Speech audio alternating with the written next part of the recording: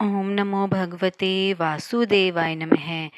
आज इस वीडियो में हम कार्तिक मास में सुनी जाने वाली इल्ली और घुन की कहानी सुनेंगे। बहुत पहले की बात है, एक थी इल्ली और एक था घुन। एक दिन इल्ली बोली कि आओ घुन, कार्तिक का स्नान करें। घुन बोला कि तू तो गोरी पड़ी है, तू ही नहा ले। मेरा तो मोठ बाजरा पड़ा है, तो मैं नहीं नहाऊंगा। मैं तो हरे बाजरे का सीटा खाऊंगा और ठंडा पानी पीऊंगा। दोनों के बीच हुई इस वार्तालाप के बाद इल्ली तो राजा की लड़की के पल्ले के साथ लगकर चली गई और घुन नहीं नहाया। कार्तिक माह खत्म होते ही दोनों मर गए। कार्तिक का स्नान करने से इल्ली राजा के घर जन्म लेती है और घुन राजा के यहाँ गधा बनता है। राजा की बेटी बड़ी हुई तो उसके विवाह का दिन आया और वह ससुराल के लिए विदा होने लगी।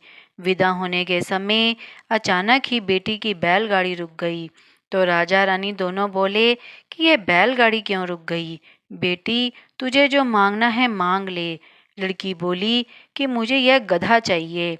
यह सुन राजा रानी बोले कि यह क्या मांगा है, कुछ और मांग ले।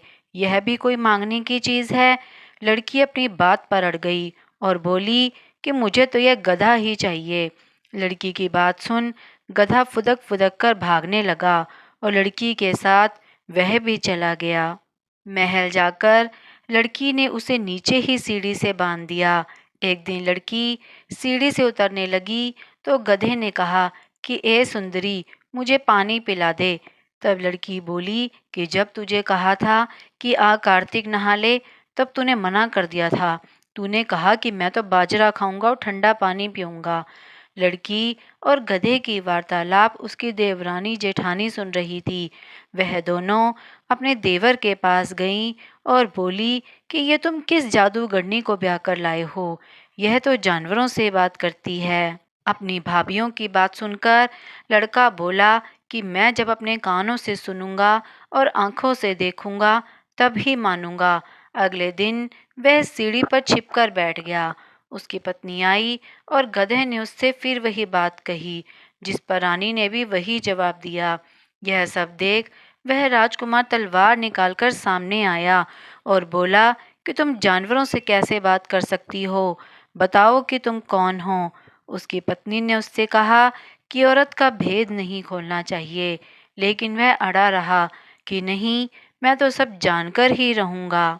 राजकुमार की जिद के आगे उसकी पत्नी हार गई और उसने पिछले जन्म की सारी बातें उसे बता दी कि वह इल्ली थी और यह गधा घुन था।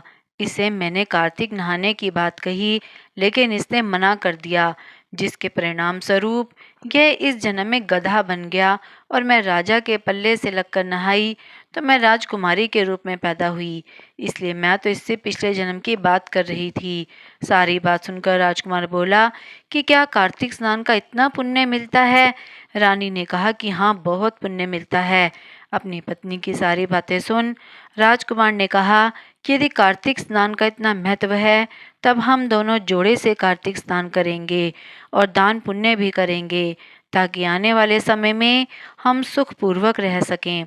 दोनों ने जब जोड़े से स्नान किया तो उनके पास काफ़ी धन हुआ। इस कहानी के बाद सभी को कहना चाहिए कि हे कार्तिक महाराज, जैसा आपने इल्ली को फल दिया वैसा ही सभी को देना, लेकिन घुन जैसा फल किसी को न देना।